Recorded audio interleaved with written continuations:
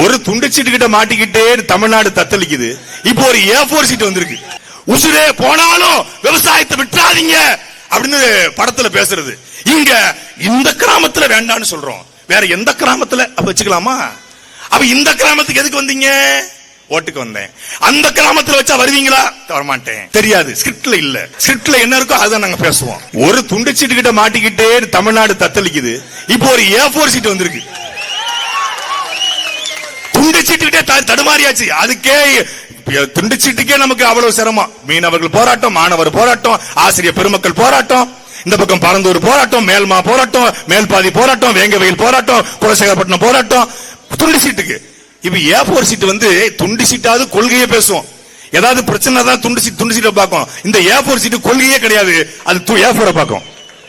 ஆக நாங்க என்ன பண்ண போறோம்னா, என்ன பண்ண போறிய?